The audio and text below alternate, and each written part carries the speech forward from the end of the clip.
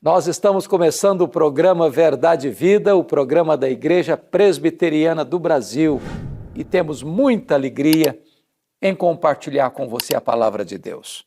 Hoje vamos tratar de um assunto importantíssimo, a luta de Deus na salvação de um homem, baseando esta mensagem em Gênesis capítulo 32, versos 24 a 26. Vamos ouvir a leitura do texto. Ficando ele só, e lutava com ele um homem até ao romper do dia. Vendo este que não podia com ele, tocou-lhe na articulação da coxa, deslocou-se a junta da coxa de Jacó, na luta com o homem. Disse este: Deixa-me ir, pois já rompeu o dia. Respondeu Jacó: Não te deixarei ir, se não me abençoares. Hoje eu quero conversar com você sobre uma das pessoas mais importantes da história da redenção, uma das figuras mais emblemáticas da Bíblia. Quero conversar sobre Jacó. Jacó é neto de Abraão, é filho de Isaque e é pai das 12 tribos de Israel.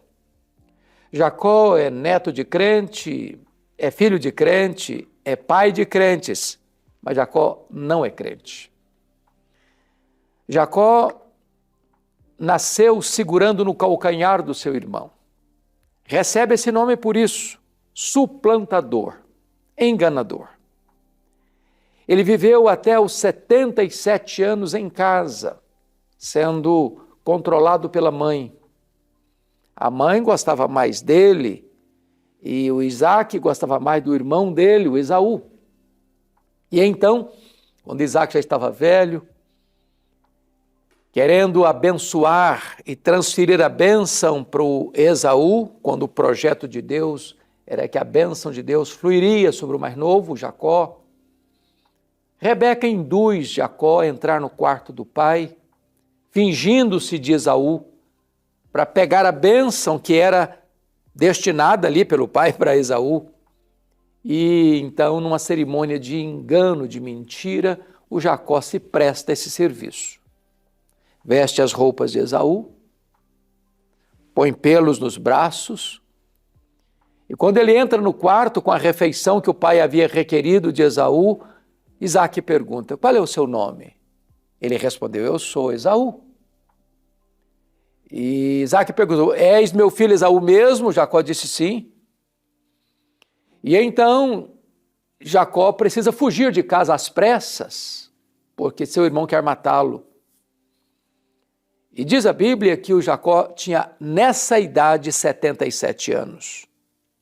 Ele vai para Padã Arã, constitui família, trabalha 14 anos pelas suas mulheres, porque foi enganado pelo sogro, mais 6 anos pelos rebanhos do sogro, e agora aos 97 anos, o Jacó está de volta com riquezas e numerosa família.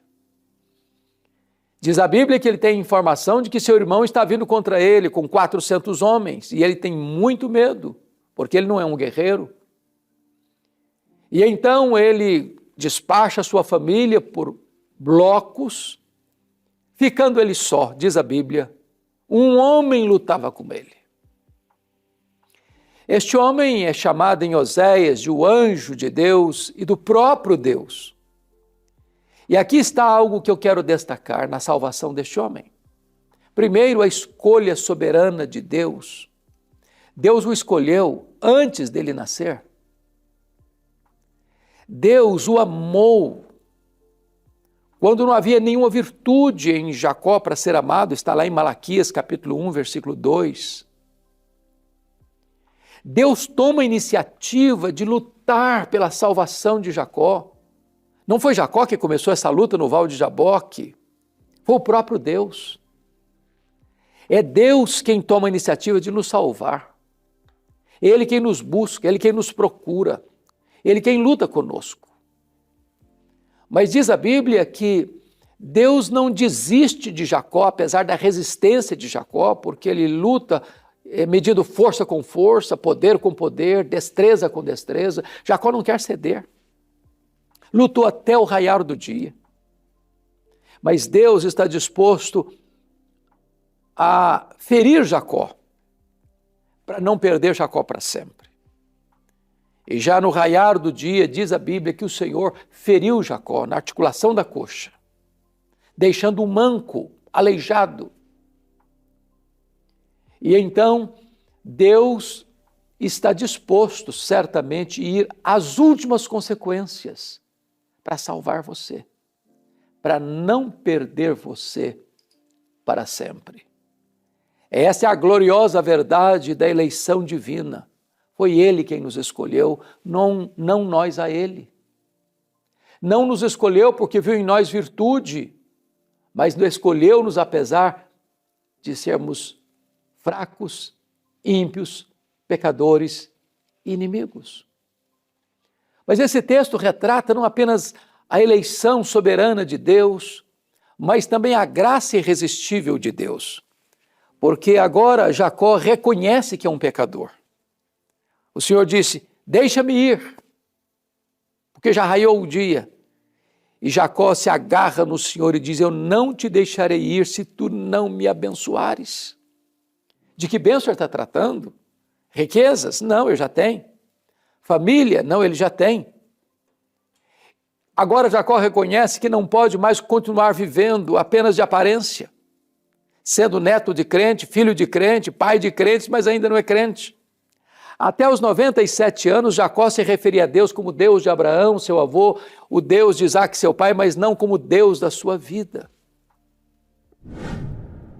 Diz o texto que agora Jacó reconhece que precisa. Mas lá em Oséias capítulo 12, versos 3 e 4, somos informados de que Jacó faz esse apelo para Deus, não te deixarei ir se tu não me abençoares, com lágrimas, com o rosto banhado de lágrimas, com o coração quebrado, necessitado desesperadamente de ser transformado pelo Senhor. Esse homem que viveu 147 anos, aos 97 anos ainda não era convertido. Neto de crente, filho de crente, mas não tinha ainda uma experiência pessoal com Deus. Alvo das bênçãos de Deus, da prosperidade, da saúde, do livramento, da riqueza, da família, mas ele ainda não tinha pessoalmente tido uma experiência de conversão, de novo nascimento, de uma nova vida em Deus. Mas é curioso que diz o texto que Jacó confessa também o seu pecado, porque quando o Senhor vê Jacó agarrado com ele, chorando, pedindo misericórdia, o Senhor perguntou para ele, qual o seu nome? Como é que você chama? Parece-nos que essa pergunta é óbvia demais. Será que o Senhor não sabia o nome dele? É óbvio que sabia. Por que perguntou? Essa pergunta não tem a ver com Deus necessitar de uma informação. Não, Deus está tratando da consciência dele. Porque há 20 anos, quando ele saiu de casa, aos 77 anos de idade, ele entrou no quarto do pai. E o pai perguntou, qual o seu nome? Jacó respondeu, eu sou Esaú. És meu filho Esaú mesmo? Jacó disse, sim, sou eu. Ele mentiu, ele trapaceou. A vida dele tinha sido um engano. Agora, quando o Senhor pergunta qual é o seu nome, Deus está confrontando-o para que ele possa cair em si, para que ele possa reconhecer seu pecado. E então, quando Jacó respondeu, qual é o seu nome? Ele disse, Jacó. Aquilo não foi apenas uma resposta, aquilo foi uma confissão.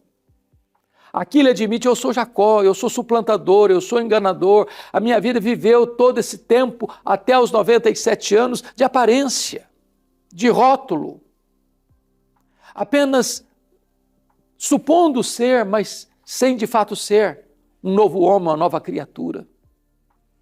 Isso significa que não há salvação, a não ser que você reconheça que você é pecador, a não ser que você admita que você é pecador, a não ser que você confesse que é pecador, não há esperança. Porque só os pecadores reconhecem a necessidade da graça salvadora de Deus. Mas o texto conclui dizendo, no versículo 30, quando Jacó diz, via Deus face a face e a minha vida foi salva. Quando ele atravessava o val de Jaboque em Peniel. Ali Deus não foi apenas mais o Deus do seu avô e do seu pai, mas a partir dali ele passou a ser o Deus de Jacó. A partir desse momento, Deus é conhecido na história como o Deus de Abraão, o Deus de Isaque, o Deus de Jacó. Esta mesma experiência você pode ter. Não basta você ser neto de crente, filho de crente, pai de crentes. Você precisa ter a sua própria experiência com Deus. Deus não quer que você tenha apenas uma experiência de segunda mão. Deus quer que você tenha a sua própria experiência com Ele. Não basta ouvir falar de Deus, não basta apenas receber as bênçãos da graça comum de Deus, a riqueza, a saúde, a proteção, o livramento, a prosperidade, a família, são dádivas especialíssimas de Deus, mas você precisa da maior de todas as bênçãos, a salvação da sua vida. Diz a Escritura que a partir de agora Jacó vai ser este tronco das 12 tribos que vai formar não apenas um clã, mas agora vai dar origem a uma nação de Israel. E um de seus filhos, Judá, vai ser aquela tribo que vai reinar em Israel, de onde vai proceder o Messias, o Salvador do mundo. A partir desse momento, Jacó é o nome mais repetido em toda a Bíblia. Nenhum nome é mais repetido na Bíblia do que o nome de Jacó. Nem Abraão, nem Moisés, nem Davi, nem o apóstolo Paulo. O Senhor Deus mudou a história dele. E o Senhor diz, você não vai chamar mais Jacó, mas vai chamar Israel, porque como príncipe lutaste com Deus, com os homens e prevaleceste. Hoje Deus luta com você, para salvar você, para dar a você uma nova vida, uma nova história, um novo futuro. Eu vou orar com você, para que você hoje se renda ao Senhor, que luta pela sua salvação. Ó Deus, eu te dou graças pela história de Jacó e eu te peço, Pai, que tu apliques esta palavra ao coração daqueles que agora nos assistem. E eu oro assim, em nome de Jesus. Amém.